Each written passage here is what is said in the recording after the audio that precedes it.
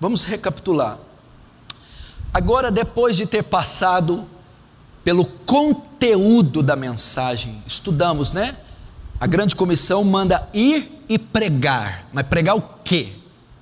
Muita gente está equivocada quanto à substância, o conteúdo do que levar, e de pregar o Evangelho. Então, antes de irmos cumprir a tarefa da grande comissão, temos que dominar no que consiste essa mensagem do Evangelho. Então, mais de 20 cultos estudamos o que é o Evangelho. Uma vez dominando a mensagem do Evangelho, agora nós vamos partir para o evangelismo. Agora nós vamos iniciar o evangelismo. Como nós iniciamos depois que nós já dominamos a mensagem? Que nós dominamos o seu conteúdo. Como iniciamos? Primeiro eu disse com oração, se você lembrar. Não se inicia uma obra evangelística sem antes primeiro estar em oração. Então primeiro nós oramos, nós rogamos, intercedemos pelas almas. Antes de você sair para uma rua, casa, púlpito, seja onde for, o que precede o evangelismo é a oração. Segundo, o Espírito Santo. Jesus disse: ficai em Jerusalém até que do alto sejais revestidos de poder. Jesus ensina: não iniciem missões, não evangelizem, não comecem a obra missionária sem que primeiro sejam revestidos de poder. Você quer ser um evangelista de êxito? Seja cheio do Espírito Santo. Busque a unção e o poder do Espírito Santo, porque é Ele quem convence os homens do pecado, da justiça e do juízo. Seja um intercessor, interceda muito pelas almas antes de ir. Depois busque ser cheio do Espírito Santo, como os apóstolos foram para evangelizar. Depois da oração, depois do Espírito Santo, agora vem a abordagem do pecador. Agora que eu reservei um tempo de oração, que o Espírito Santo me ungiu, me capacitou para a obra, eu vou abordar o pecador. No que consiste a obra do evangelismo? A obra e o objetivo do evangelismo consiste em levar pecadores ao arrependimento e fé, não é isso? Como está em Marcos 1,15, dizendo: o tempo está cumprido e o reino de Deus está próximo, arrependei-vos e credes no evangelho. A única maneira dos pecadores serem salvos é arrependendo-se e crendo. Você entendeu? Todos os ímpios, das prostitutas, drogados, criminosos e facínoras, aos jovens, idosos e donas de casa, a única maneira deles serem salvos, ou se você que está sentado aqui não é você se arrepender, e se você crer. Nisso consiste a tarefa da grande comissão: levar pecadores ao arrependimento e à fé. Esta é a tarefa da grande comissão. Nós estudamos o que na mensagem anterior a essa?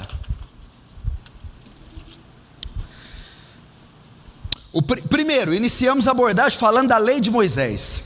Através disso, demonstrando ao homem o quê? Então, o objetivo da grande comissão é levar pecadores ao arrependimento e à fé. Primeiro nós iniciamos a abordagem falando da lei de Moisés, não foi isso? Como eu inicio o evangelismo? Você pergunta. Como eu abordo a vizinha, a prostituta, o bêbado, o presidiário, a minha avó, o meu filho, o meu marido?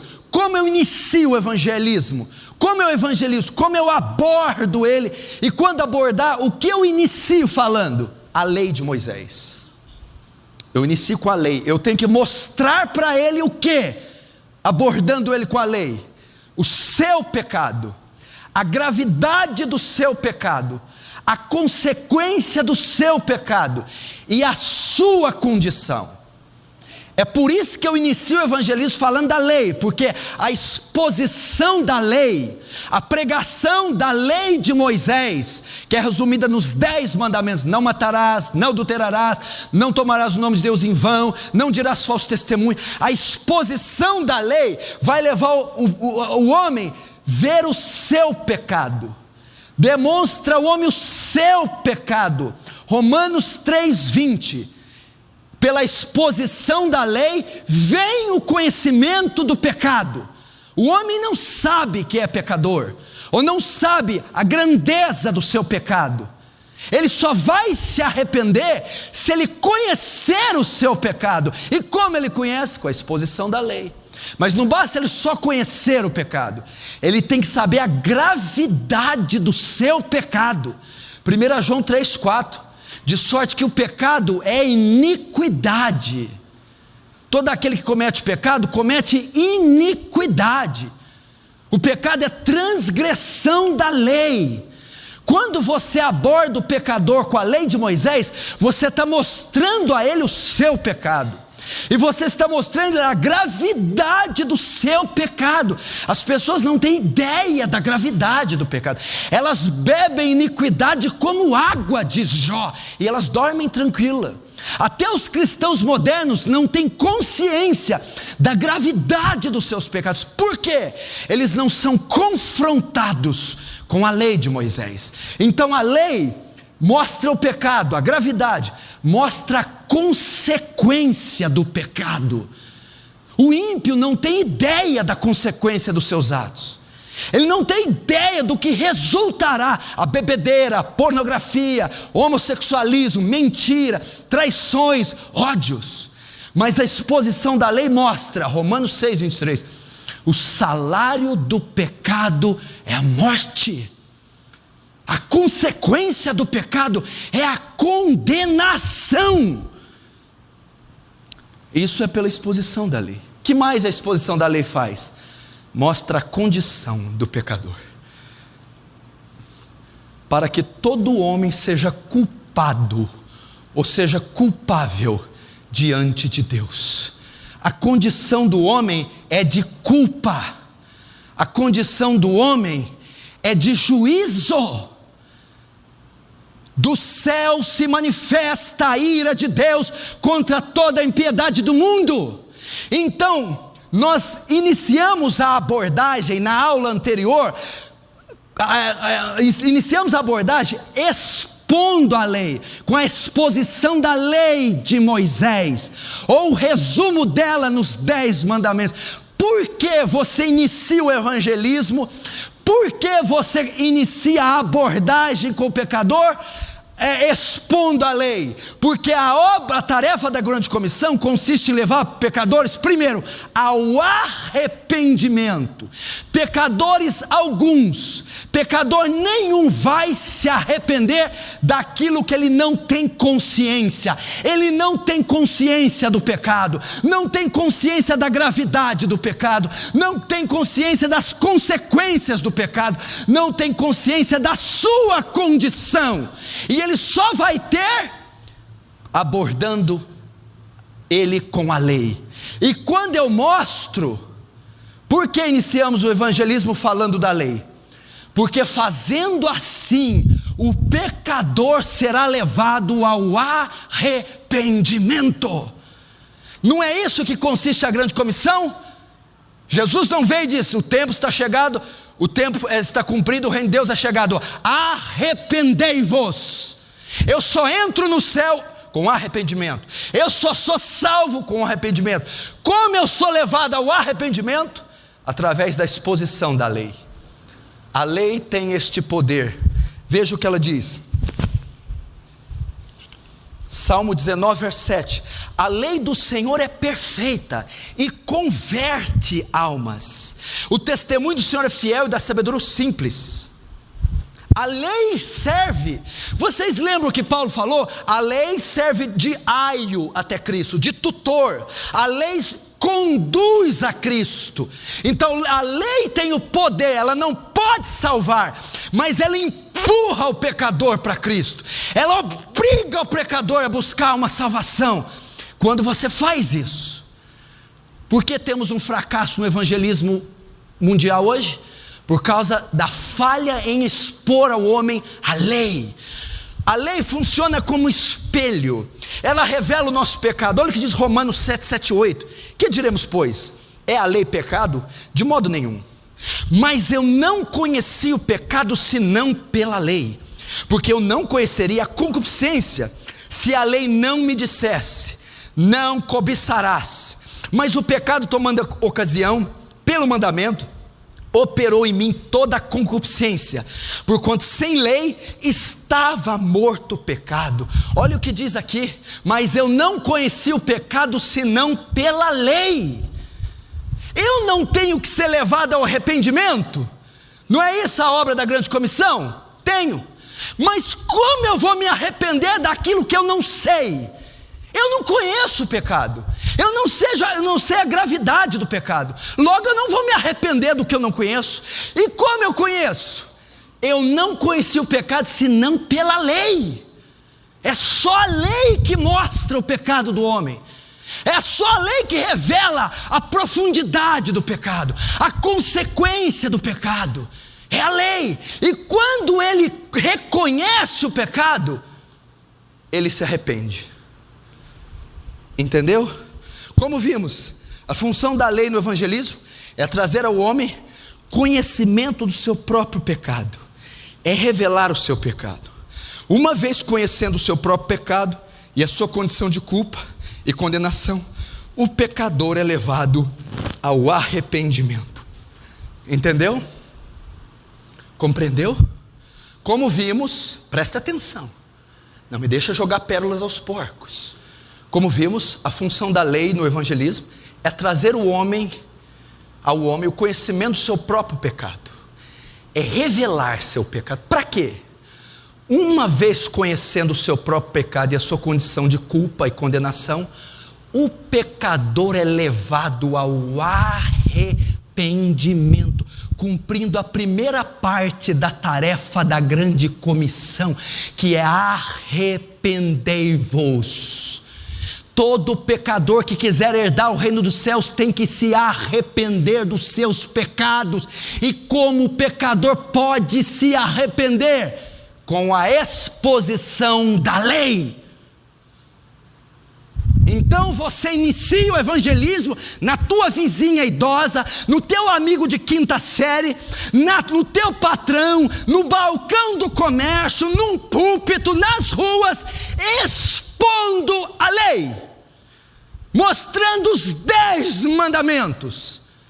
Para quê? Para que traga ao homem a noção da sua maldade, da sua perversão, da sua iniquidade, para que então ele clame a Deus por arrependimento.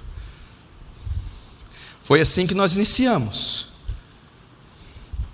Agora é o momento de falar do amor de Deus. Agora é o momento de falar do amor de Deus.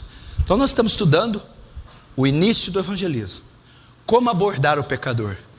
Iniciamos abordando ele com a lei, para expor o pecado e levá-lo ao arrependimento.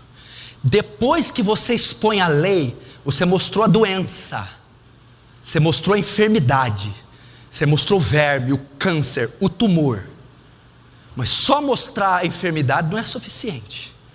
Agora é hora de você mostrar a cura. E isso vem com a exposição do amor. Você inicia a abordagem expondo a lei, para mostrar para o pecador o quanto pecador ele é. Agora você inicia abordando do amor. Por que mencionar o amor de Deus na pregação? Por quê? Já pensou isso? Por que mencionar o amor de Deus na pregação? Para trazer esperança de salvação ao pecador, fé. Qual é o segundo item da grande comissão? O primeiro é levar pecadores ao arrependimento. Como eu levo pecadores ao arrependimento? Dizendo: Jesus te ama, Deus tem um plano maravilhoso na sua vida, Deus tem um projeto lindo, vem para a minha igreja, Deus vai curar teu caroço, Deus vai te dar paz. Isso não leva pecadores ao arrependimento. O que leva é a exposição grossa, bruta da lei de Moisés. Segunda tarefa da grande comissão: levá-los à fé. Agora eu preciso levar os pecadores a ter esperança, a ter fé. Como eu levo os pecadores à fé?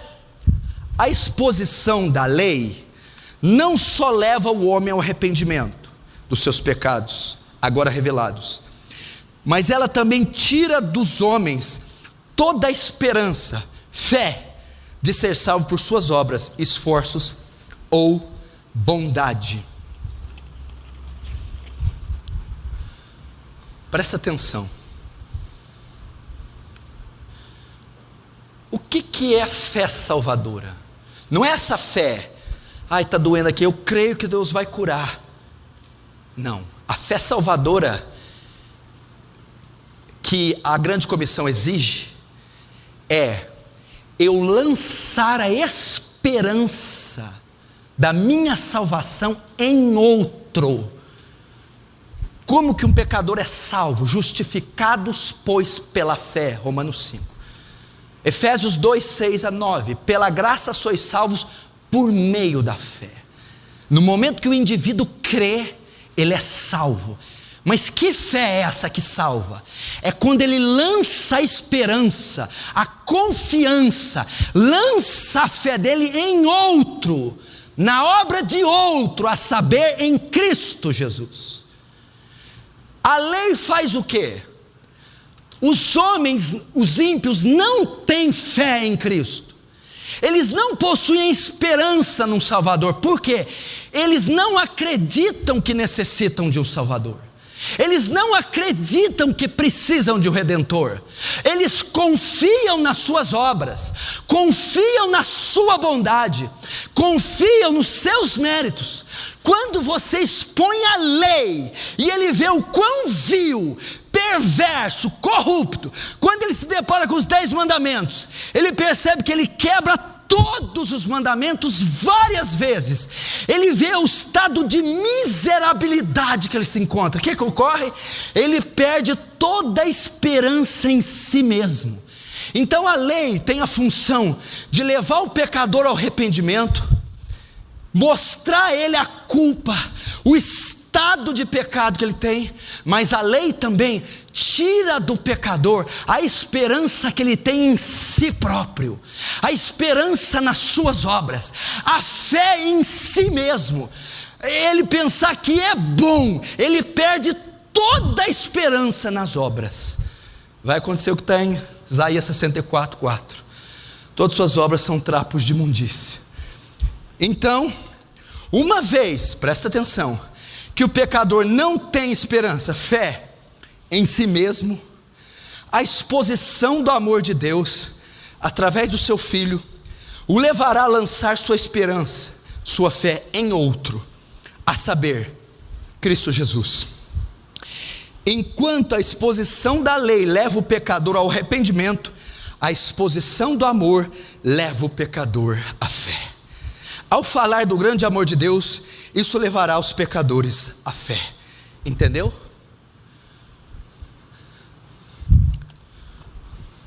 Por que pregar o amor?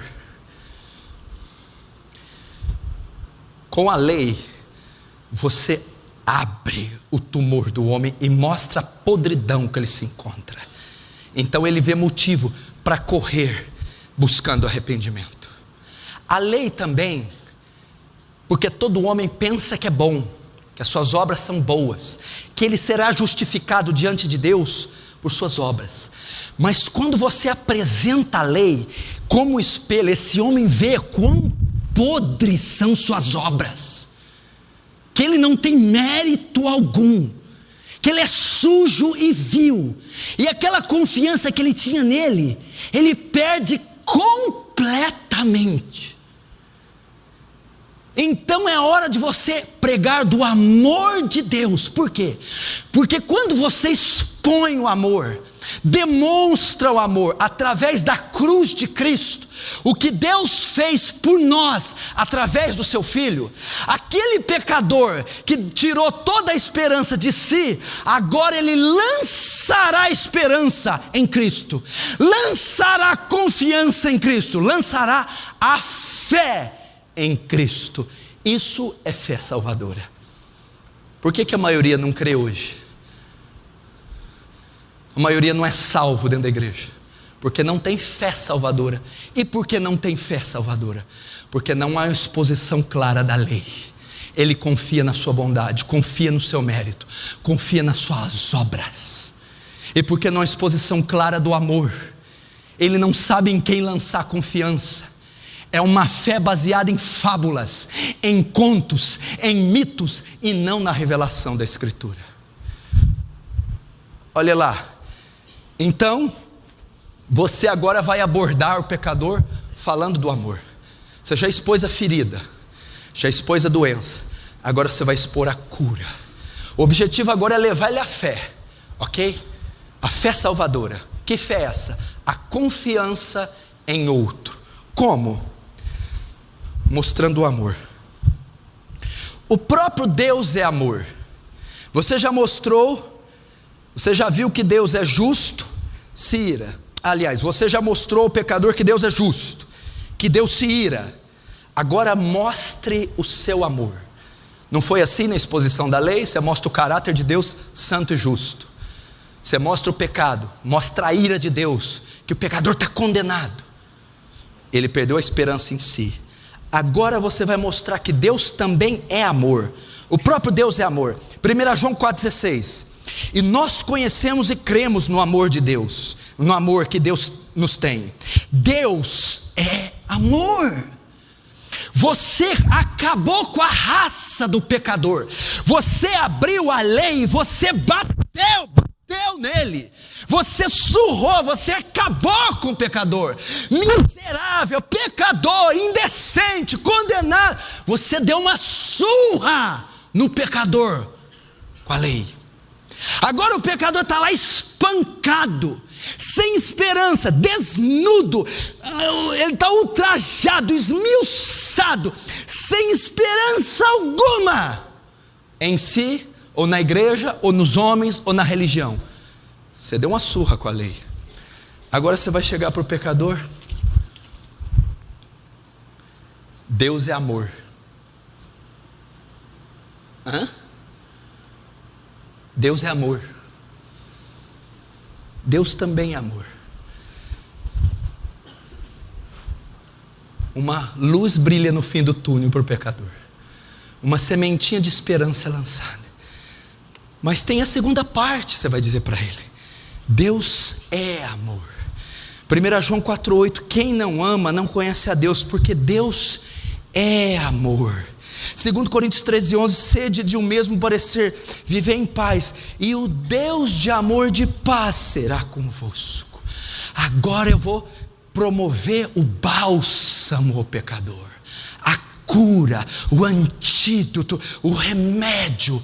Como? Expondo, pregando o amor de Deus, começando dizendo que o próprio Deus que o fez é amor, que o próprio Deus que criou o universo é amor. A segunda parte da abordagem consiste em demonstrar, descrever o amor de Deus ao pecador. Isaías 30:18. O Senhor esperará para ter misericórdia de vós, e por isso se levantará para se compadecer de vós, porque o Senhor é um Deus de amor. Bem-aventurados todos que nele esperam. Deus é amor. Continuando, o amor de Deus. Veja como trazer fé, como produzir. Então você agora está pegando o pecador lá surrado, primeiro dizendo: calma, tem esperança. Deus é amor. A essência do caráter de Deus é amor. O ser de Deus é amor. Deus não só ama, Ele é amor. Agora eu vou trazer fé para eles. Como? Por amor, Deus não quer que o pecador morra, mas seja salvo. Agora eu vou dizer para ele: Deus não quer que você continue nessa condição. Deus não quer condenar você. Deus não quer te enviar para o inferno. Deus não se alegra com o seu estado de perdição, com o seu estado de condenação. E por amor, Ele quer salvar você. E como eu provo isso? Eu vou expondo essas promessas, olha lá. Imagina você dizendo isso para o pecador depois que apanhou da lei: porque isto é bom e agradável diante de Deus, nosso Salvador, que quer que todos os homens se salvem e venham ao conhecimento da verdade. Deus quer que você se salve. Deus quer perdoar você, pecador. Deus quer salvar você. Deus quer te redimir. É a vontade de Deus que todos os homens se salvem. Olha o amor de Deus. Imagina ali o pecador todo desconstituído. A esperança só está crescendo nele. Olha outro texto então. Imagina você lendo essa outra promessa de Ezequiel 18. Desejaria eu, Deus que está falando, de qualquer maneira a morte do ímpio? Não é o ímpio que você evangeliza? Não é o ímpio que você bateu até matar com a lei? Aí você vai falar: Deus está dizendo para você: desejaria ele a sua condenação, o seu infortúnio, o seu martírio, a sua desgraça? Desejarei eu de qualquer maneira a morte do ímpio? Diz o Senhor. A resposta de Deus: não desejo. Antes que ele se converta do seu caminho e viva. Ouvi agora, ó casa de Israel, porque não tenho prazer na morte do que morre, diz o Senhor. Convertei-vos, pois, e vivei. Por amor, Ele quer salvar. Ele não tem prazer na morte, na condenação. Ele quer resgatar, Ele quer perdoar, Ele quer redimir, Ele quer salvar. O pecador está todo desconjuntado, mas por que Ele quer fazer isso? Por amor. Por amor.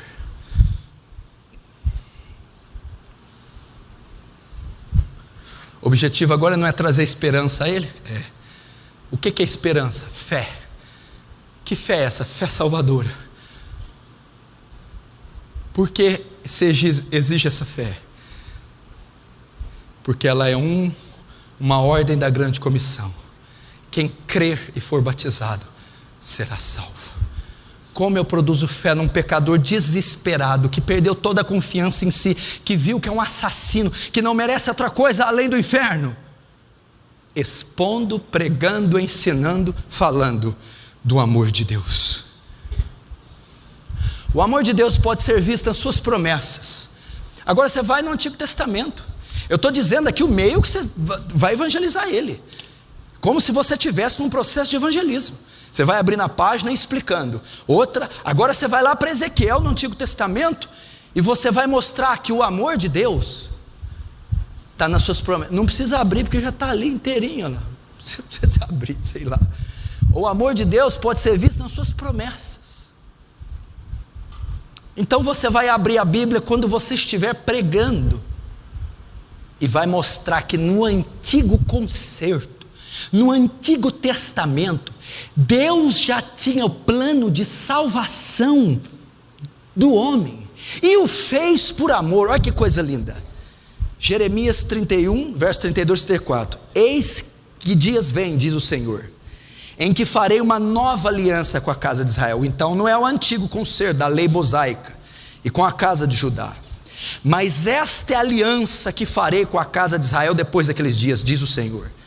Porei a minha lei no seu interior, escreverei no seu coração, e eu serei seu Deus e eles serão meu povo. E não ensinará mais cada um seu próximo, nem cada um seu irmão, dizendo: conhecei ao Senhor, porque todos me conhecerão, desde o menor até o maior deles, diz o Senhor. Olha a promessa que dá esperança para o pecador. Olha a promessa que produz amor sobre a vida do pecador, porque lhes perdoarei a sua maldade, e nunca mais me lembrarei dos seus pecados. É o amor de Deus visto nas suas promessas. A segunda parte da abordagem consiste em expor o amor de Deus ao pecador, e ele pode ser visto nas promessas. Citar as promessas, pois elas trarão esperança. O objetivo não é levá-lo à fé, não é conduzi-lo à fé.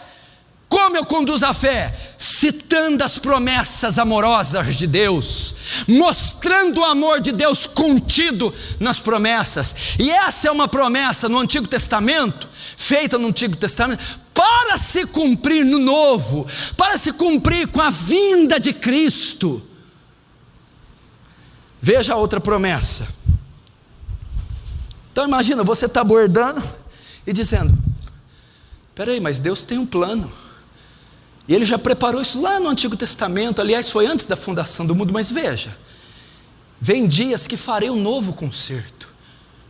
Concerto é uma aliança. Qual é essa? Ele vai dar um novo coração, vai pôr as leis, vai perdoar o seu pecado, e não vai se lembrar dele mais, porque Ele te ama. Você vai expor isso aqui. Olha o outro, a outra promessa, Ezequiel 34, 24, 24, 27. Ezequiel 36, 24, 27. É outra promessa. E vos tomarei dentre os gentios, dos ímpios, do mundo, e vos congregarei de todas as terras, vos tirarei para a vossa terra, então aspergirei água pura sobre vós. Aqui está falando de separação, santificação, e ficarei purificado de todas as vossas imundícias e de todos os vossos ídolos. Olha a promessa. Você pega para o pecador que está surrado, apanhado na escória, tem uma promessa que Deus vai te purificar, Deus vai perdoar você, Deus vai livrar você dos vícios, das orgias, das anomalias. Deus vai tirar os ídolos, vai tirar as imundícias de você. É uma promessa, e Ele o faz por amor. Ele está todo arrebentado e você está dizendo promessa após promessa. Olha lá. E dar-vos-ei um novo coração, novas afeições, arbítrio, e porei dentro de vós um espírito novo, e tirarei vossa carne do coração de pedra, e vos darei um coração de carne, e porei dentro de vós o meu espírito, e farei com que andeis nos meus estatutos, e guardeis os meus juízos. Você começa a abordar, explanar as promessas da nova aliança contidas no Antigo Testamento. São promessas baseadas no amor de Deus. Ele prometeu antes de você nascer que te salvaria. Ele prometeu antes de você nascer que te perdoaria, que limparia você. Ok. Agora que chega o ápice do amor. Essas promessas de salvação convergem em seu Filho Jesus Cristo, seu nascimento, morte e ressurreição. Presta atenção. Você está agora abordando o pecador e falando do amor. Onde foi a máxima expressão do amor de Deus pelo pecador? Onde foi a suprema, a sublime, a exata expressão, a máxima expressão de amor? Foi na morte, nascimento, morte e ressurreição. Agora chegou a hora de você falar tudo aquilo que nós estudamos nas 17 aulas. Você vai falar da cruz, do nascimento virginal, da vida impecável de Jesus, da obra divina de Jesus, na morte expiatória, substitutiva, propiciatória, na cruz, no sepultamento e na sua ressurreição. Você vai falar que tudo isso foi feito por amor. As promessas de salvação convergem no seu Filho Jesus Cristo, seu nascimento, morte e ressurreição. Então você começa falando do nascimento. Isaías 7,14, olha lá. Eis que a virgem conceberá e dará à luz um filho, e chamá-lo pelo nome de Emanuel. Mateus 1:23, e dará à luz a um filho, e chamará o seu nome Jesus, porque ele salvará seu povo dos seus pecados. Você está vendo como é que evangeliza com poder? Como é que você penetra até juntas, medulas, alma e espírito? Como você esmiuça as entranhas? Você abateu o pecador, você o condenou com a lei, você tirou toda a esperança dele. Agora você está dizendo que Deus o amou tanto, que Deus o ama tanto, que ele enviou o seu filho, que ele próprio se encarnou para poder salvar esse indivíduo que está condenado. Eis que a virgem conceberá dar à luz um filho, e chamá-lo-á pelo nome de Emanuel. Está falando isso para o pecador. É a virgem, Emanuel. O que quer dizer? Deus conosco, Deus presente. Ele vai estar conosco. Para que ele veio? Para que ele encarnou? Para que ele nasceu? Para quê? Dará à luz a um filho, chamará o nome de Jesus. Para quê? Porque ele salvará você dos seus pecados. O amor de Deus foi tão grande por você, pecador, que ele enviou seu filho. Seu filho despojou da glória, desceu dos céus, se fez homem à sua semelhança, para morrer pelos seus pecados. Você imaginou você dizendo isso para um pecador? Nascimento, morte. Ele não só nasceu para salvar você, pecador, ele também morreu. 1 Pedro 3,18, porque também Cristo padeceu, morreu. Tá, por que ele morreu? Você está dizendo para o pecador. Lembra aquele Jesus que nasceu? Sim. Nasceu sem pecado? Sim. Nasceu por sua casa. Agora ele morreu. Morreu? Sim. Por que ele morreu? Morreu uma vez pelos pecados, o justo pelos injustos, para levar-nos a Deus. Ele morreu para salvar você. Ele morreu para pagar a sua dívida. Ele morreu no seu lugar. É isso que você está falando para o pecador agora. O justo morreu pelos injustos. O sem culpa morreu pelos culpados. O amor de Deus compreende ter matado o seu filho por mim e por você. Romanos 5,6. Porque Cristo estando nós ainda fracos, morreu ao seu tempo. Por quem? Pelos ímpios. Eu estou expondo o amor de Deus agora para o pecador. E o amor de Deus é centrado na morte de Jesus. Por que ele fez isso? Por amor. 1 Pedro 2,24, olha esse. Levando ele mesmo em seu corpo os nossos pecados sobre o madeiro, para que mortos para os pecados pudéssemos viver para a justiça, e pelas suas feridas fomos sarados. Para eu viver, ou melhor, você está pregando para ele, para você viver, Cristo teve que morrer. E na ressurreição, Romanos 4,25, o qual por nossos pecados foi entregue e ressuscitou para nossa justificação. Veja só, pecador surrado, indecente, condenado, podre, adúltero. Ele não só amou você ao ponto de enviar o filho. Ele enviou o filho, mas ele amou você ao ponto de matar o filho, do filho morrer por você. Mas ele não amou ao ponto só do filho vir e só do filho morrer. Por você o filho também ressuscitou. Por quê? Porque se o filho só tivesse morrido, você seria perdoado dos pecados, mas você não teria mérito para ir para o céu, não haveria justiça em você para você ir para o céu. Então por que ele ressuscitou? Para a nossa justificação, para a justiça de Cristo ser lançada em nós, para que pelo mérito de Cristo eu subisse aos céus. Está dizendo isso tudo para o pecador. Romanos 6,9, sabendo que tendo sido Cristo ressuscitado dentre os mortos já não morre a morte, já não morre, a morte não mais tem domínio sobre ele. Ele fez isso por amor.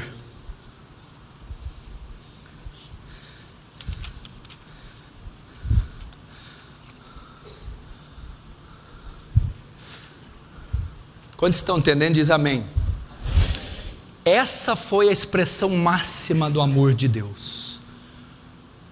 Você está evangelizando agora, citando o amor. Qual foi a expressão máxima do amor de Deus? Romanos 5,8. Mas Deus prova o seu amor para conosco, em que Cristo morreu por nós, sendo nós ainda pecadores. Deus prova o seu amor. Como que Ele prova o seu amor?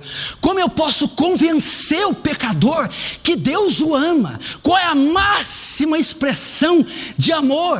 O fato dele ter enviado o Filho. Então eu vou explanar agora no evangelismo para o pecador que houve um sacrifício por ele, que houve uma obra e uma demonstração de amor. O fato de Deus ter aberto mão do seu único filho, lançá-lo na terra e condená-lo no madeiro como um bandido. É assim que ele prova. Olha 1 João 4, 9, 10. Nisso se manifestou o amor de Deus para conosco. Como se manifestou o amor? Porque o pecador pode perguntar, mas como você prova? Como manifestou o amor por mim? Que Deus enviou o seu Filho unigênito ao mundo, para que por ele vivamos. Nisso está o amor, não que nós tenhamos amado a Deus, mas que Ele nos amou a nós e enviou o seu Filho para propiciação dos nossos pecados. Você aqui tem que discorrer, você tem que sentar com o pecador e abrir texto por texto e explicar isso aqui. Você tirou toda a esperança dele, você levou ele ao arrependimento, quando você levou ele ver o seu pecado. Como você conseguiu fazer o pecador enxergar a profundeza do seu pecado? Expondo a lei. O espelho da lei, o resumo da lei nos 10 mandamentos mostrou que ele é culpado, condenado, e que ele precisa se arrepender. A lei não só fez isso, a lei também tirou dele a esperança, a fé que ele tinha em si próprio e nas suas obras. Agora, o amor vai fazer com que ele lance a sua esperança, a sua fé em Cristo. Imagine, ele está aqui, você já expôs promessa após promessa do amor de Deus, do perdão de Deus, do sacrifício de Cristo. O coração desse pecador começa a encher de esperança. Ele começa a ver uma possibilidade de ser salvo, uma possibilidade de ser perdoado, um caminho para ser redimido, e ele vê que esse caminho, ele nota que esse caminho não está nele, não está no mundo, não está na religião, não está no pastor, que esse caminho está centrado em uma pessoa, está centrado em Cristo. E quando eu apresento promessa após promessa, promessa após promessa, como eu demonstro o amor de Deus na expressão máxima, na vinda do seu Filho, esse pecador lança sua fé em Cristo, ele pode ser salvo. Tudo isso fez Deus por amor aos pecadores. A proclamação da obra de Deus, realizada através do seu Filho na cruz, trará esperança ao pecador, o levará à fé. Entendeu como é simples? Você não tem que levar ele à fé. O que é fé? Esperança. Como eu levo ele à esperança, a ter fé salvadora? Quando eu apresentar o amor de Deus naquela obra. E aqui temos a maior promessa da nova aliança, João 3,16. Porque Deus amou o mundo de tal maneira que deu o seu Filho unigênito, para que todo aquele que nele crê não pereça, mas tenha a vida eterna. Martinho Lutero, o grande reformador alemão, disse que João 3,16 é um mini evangelho. Todo o evangelho está centrado neste texto de forma resumida. João 3,16. Você pode evangelizar um pecador apenas com João 3,16. Você pode levá-lo à fé e ao arrependimento com João 3,16. Você não precisa levá-lo à fé agora, esperança. Como eu levo? Demonstrando o amor de Deus. O resumo desse amor está neste versículo. Por quê? João 3,16 mostra a extensão do amor de Deus. João 3,16 mostra a profundidade do amor de Deus. João 3,16 mostra a prova desse amor. João 3,16 mostra as consequências desse amor. Então você pode fazer uma abordagem profunda, um evangelismo profundo, detalhado, demorado, usando João 3,16, no pecador agora molestado, desesperançoso, condenado, abatido. Você vai erguê-lo agora, você vai produzir fé no coração dele, vai produzir esperança salvadora no coração dele. Como? Na segunda parte da abordagem, o amor de Deus contido em João 3,16. João 3,16 mostra a extensão desse amor, porque Deus amou o mundo, Deus amou o cosmos, todos os povos, de todas as raças, em todas as épocas, de todas as culturas, de todas as idades, a extensão desse amor. Você está evangelizando e dizendo a ele: esse amor alcançou você. Deus não faz acepção de pessoas, tanto negro quanto branco, rico quanto pobre, oriental e ocidental. Deus ama o mundo, povos, raças, em épocas, idades distintas, e ele amou também você. Que coisa linda, que coisa maravilhosa. João 3,16 mostra a extensão desse amor, mas não mostra só isso. Notem ainda, João 3,16 mostra a profundidade desse amor. Deus amou o mundo de tal maneira. Essa palavra no grego, ela quer ensinar o quê? Que o versículo poderia ter sido escrito assim: a maneira que Deus demonstrou seu amor ao mundo foi enviando o seu filho para morrer por nós. Esse é o sentido grosso, literal do grego. Mas quando ele diz de tal maneira, tem maneiras de você amar, não tem? Tem maneiras, intensidades de amor. Como eu sei a profundidade do amor com que Deus me amou? Como você pode reerguer um pecador das cinzas? Como você pode fazer uma pessoa desestruturada, condenada, falida, se erguer? Você não vai dizer só que ele amou, você vai mostrar a profundidade deste amor. Quando ele diz de tal maneira, ele está dizendo que ele amou você incondicionalmente. O pecador pode estar desiludido ainda quanto a alguma esperança de salvação, porque ele não enxerga bondade alguma nele. Você vai dizer: não, ele amou você sendo você ainda pecador. Ele amou você incondicionalmente. O que é isso? Não necessita reunir nenhuma condição para que ele te ame. Ele amou você pobre, ele amou você podre, ele amou você nas trevas, nas drogas. Ele amou incondicionalmente, sem que você tivesse mérito algum.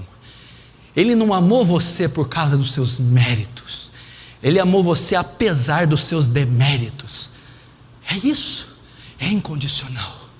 Não há nada que você possa fazer para ele te amar mais.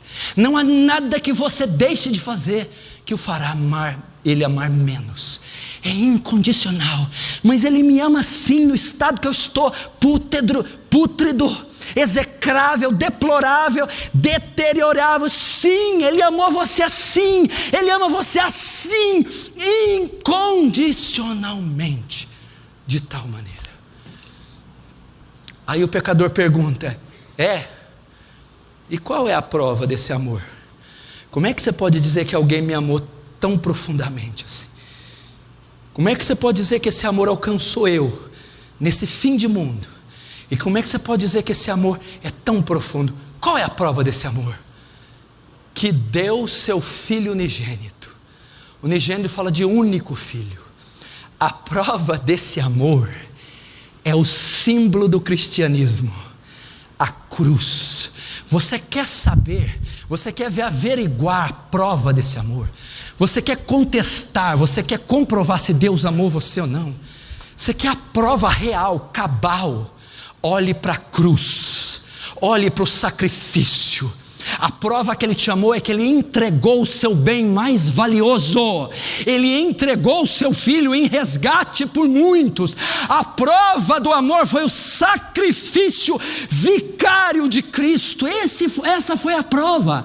Há evidências históricas da vida de Jesus, há evidências históricas do ministério de Jesus, há evidências históricas da crucifixão de Jesus, há evidências históricas da ressurreição. Essa é a prova do amor.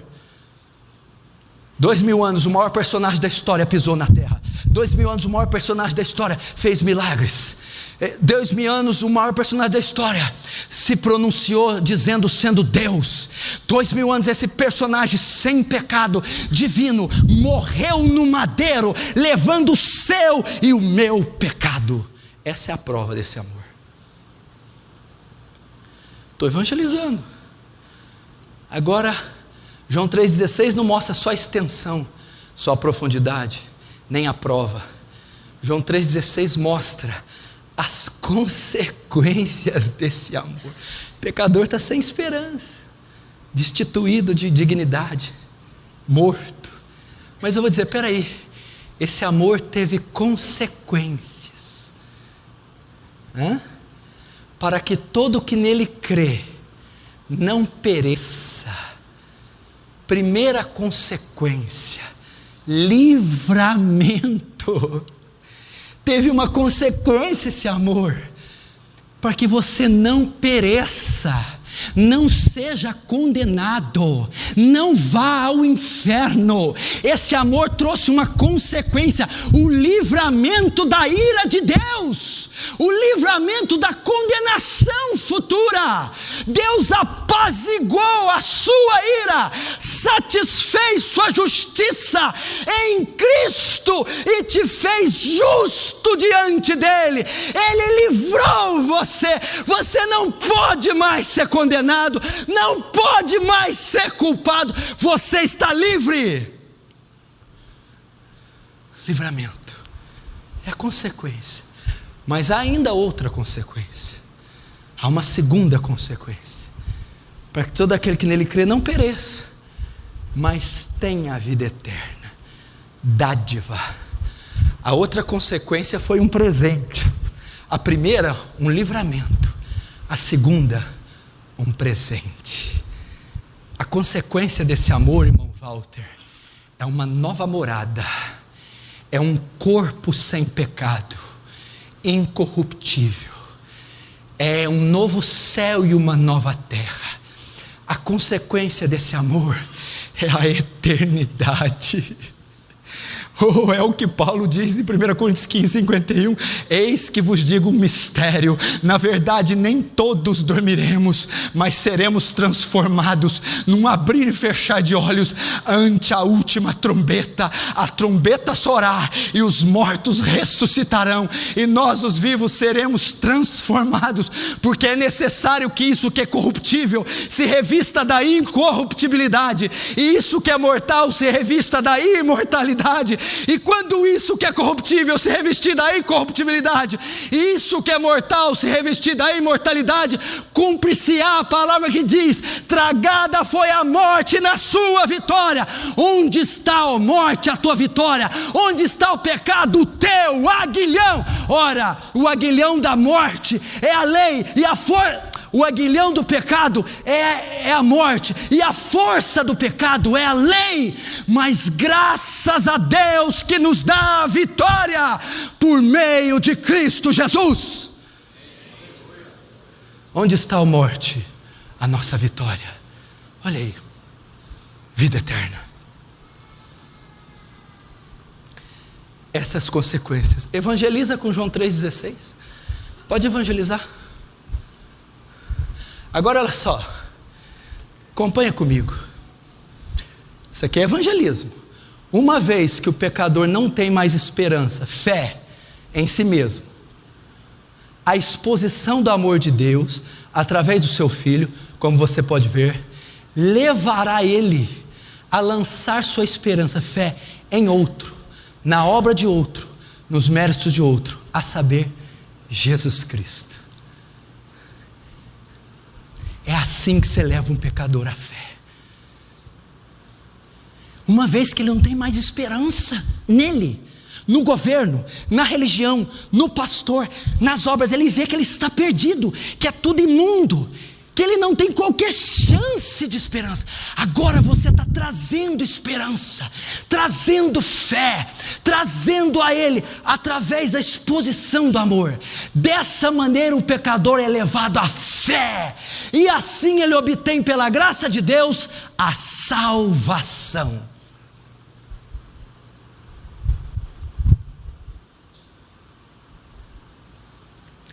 Vamos pregar o Evangelho.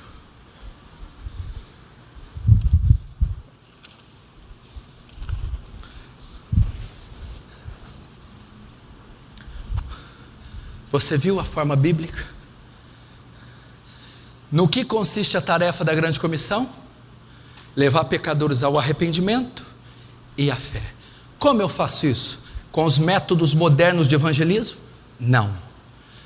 Primeiro, ao arrependimento, com a exposição da lei, porque ela revela o pecado e o homem vê a necessidade de conversão. Segundo, a lei não só revela o pecado e leva ao homem ao arrependimento, tira do homem a esperança de salvação em si próprio ou em qualquer outra pessoa e coisa. Então o homem se arrependeu porque viu o seu pecado e perdeu a esperança em si mesmo, mas ainda não está salvo. Para ter salvo precisa do segundo item, fé. Fé aqui é confiança, é esperança. Em quem? Em Jesus. Só pode ser salvo quem lançar sua esperança, sua confiança, sua fé em outro, em Cristo Jesus. Como eu faço isso? É a hora de apresentar ao pecador o amor de Deus, contido nas promessas da nova aliança, no nascimento de Jesus, na morte de Jesus e na ressurreição de Jesus. Quando eu mostro, igreja, o que Deus fez para o pecador, através de Jesus, naquela cruz, aquele pecador esmiuçado pela lei, arrebentado sem esperança nenhuma, vai se encher de fé, vai se encher de esperança, e ele lança sua fé em Cristo, lança sua fé na cruz, lança sua fé na ressurreição, lança sua fé na obra de Deus na cruz, e naquele momento ele é perdoado, ele é justificado, ele é salvo dos seus pecados. É nisso que consiste o evangelismo: levar pecadores ao arrependimento e à fé.